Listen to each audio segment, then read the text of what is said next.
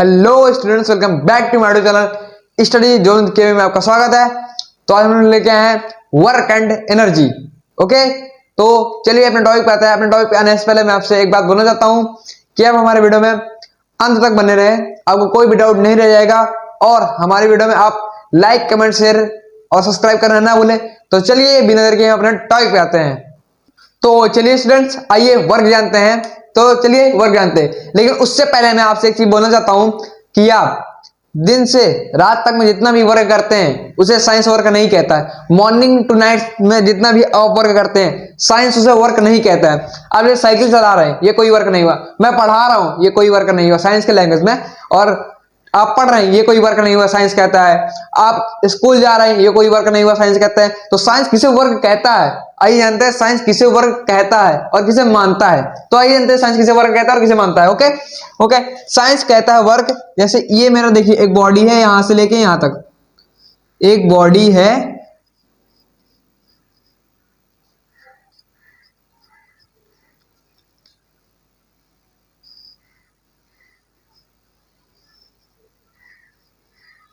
एक बॉडी है मेरी एक बॉडी है, देखिए।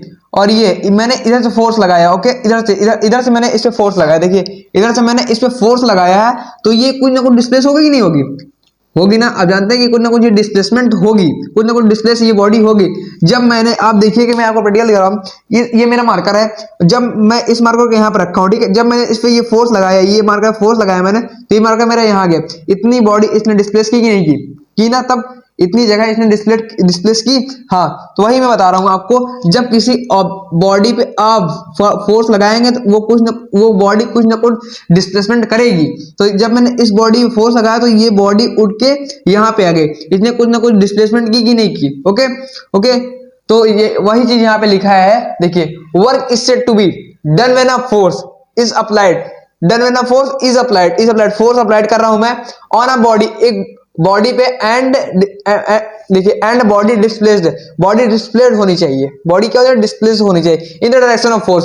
फोर्स की डायरेक्शन में बॉडी डिस्प्लेस होनी चाहिए, यही कहता है वर्क। इसी को साइंस वर्क कहता है। ओके, वो यहाँ पे बोल रहा है, देखिए, इन the direction of force, force की ही डायरेक्शन में बॉडी डिस्प्लेस होनी चाहिए, इसी को साइंस वर्क कहता है। ओके, इसका फॉर्मूला भी होता है W=F/D। W=F/D। ओके, आपके स्कूलों में ये नहीं लिखा जाएगा तो ये लिखा जा रहा होगा। देखिए आप F/S,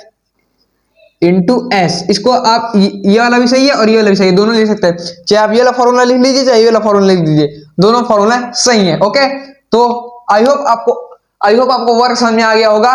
तो चलिए इसको, आइए स्टूडेंट्स जानते हैं लोग मैथमेटिकली वर्क होता क्या है मैथमेटिकली। आइए जानते हैं वर्क को मैथमेटिकली जानता है ये। It is equal to the product of force and displacement in the direction of force. Okay, आपको मैं पहली वीडियो में बता चुका हूं कि W=F/D होता है कि नहीं। वही यहाँ पे मैं लिखा हूं, work is equal to force into displacement. Okay, यही हमारा मैथमेटिकली वर्क है। ओके, W=F/D भी आप लिख सकते हैं इसको। ओके, तो आइए हम लोग इसकी SI यूनिट भी जान लेते हैं। SI यूनिट भी होती क्या है वर्क की।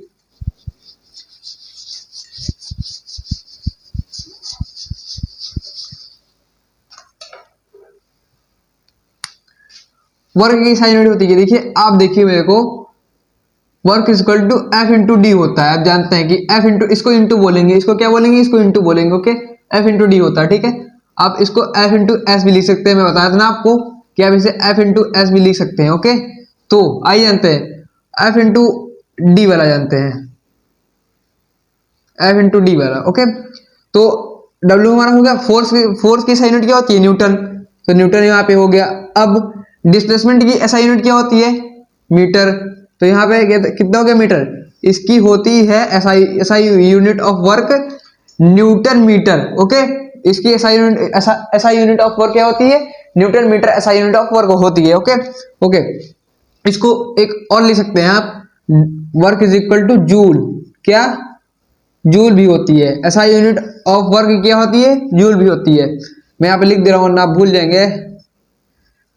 SI unit of work.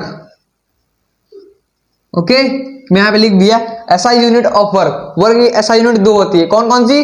एक होती है न्यूटन मीटर और एक होती है जूल। ओके ओके, तो ये जानते हैं 1 न्यूटन मीटर इक्वल टू क्या होता है।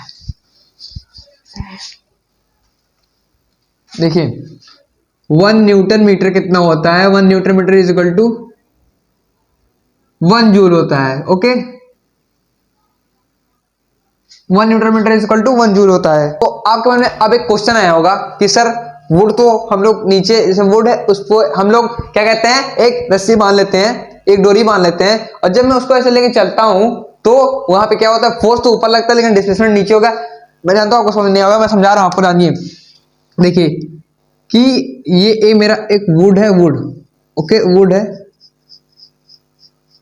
और ये मैं हूं, हंसिएगा नहीं आप लोग, ठीक है, ये मैं हूं। ओके अब जब मैं इस पे ये देखिए ये इसको मैं लेके चल रहा हूँ, इसको मैं लेके चल रहा हूँ, बट यहाँ पे फोर्स लग रहा है और यहाँ पे डिस्प्लेसमेंट हो रही है। ओके यहाँ पे क्या डिस्प्ले, आप ये कहना चाहते हैं ना सर, जैसे आप एक वुड लीजिए, वुड को एक डोरी से बांध दिए, डोरी, अब जब मैं इसको यहाँ पे ऐसे लेके चल रहा हूँ, जब मैं उसको ऐसे लेके चल रहा हूँ तो आप कहेंगे सर डिस्प्लेसमेंट नीचे हो रही है और फोर्स हमारा ऊपर लग रहा है, तो इसे साइंस वर्क नहीं कहेगा, साइंस इसे भी वर्क कहेगा।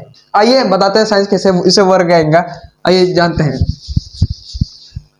देखिए आपका यही क्वेश्चन है ना, देखिए कि सर ये देखिए ये मेरा वुड है, वुड मान लीजिए आप, ये मेरा वुड है और ये फोर्स हमारी इस डायरेक्शन में लग रही है, और क्या कहते हैं डिस्प्लेसमेंट हमारी इस डायरेक्शन में हो रही है, तो ये वर्क नहीं है, साइंस के कहता है। कैसा कहता है साइंस वर्क नहीं है, आइए मैं आपको बताता हूँ साइंस वर्क किसे कहते हैं। अगर कभी ऐसी समस्या आपके सामने खड़ी हो जाए तो तुरंत आप इसे क्या मान लीजिए, आप ये थीटा मान लीजिए, क्या मान लीजिए थीटा, आप इसे थीटा मान लीजिए, इतना थीटा, और यहाँ पे एक 90 डिग्री का एंगल बना दीजिए आप।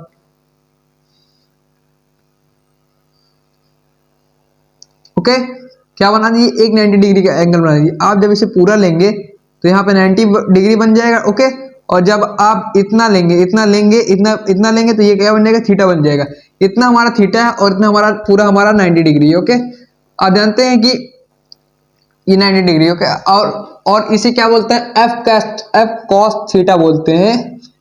ऐसे इसे इस लाइन को एफ कॉस थीटा बोलते हैं। ओके इस लाइन को क्या बोलते हैं, एफ कॉस थीटा, और इस लाइन को वर्टिकल लाइन को क्या बोलते हैं, एफ साइन थीटा बोलते हैं, एफ साइन थीटा बोलते हैं। ओके इसे एफ कॉस थीटा बोलते हैं, इसे एफ साइन थीटा बोलते हैं।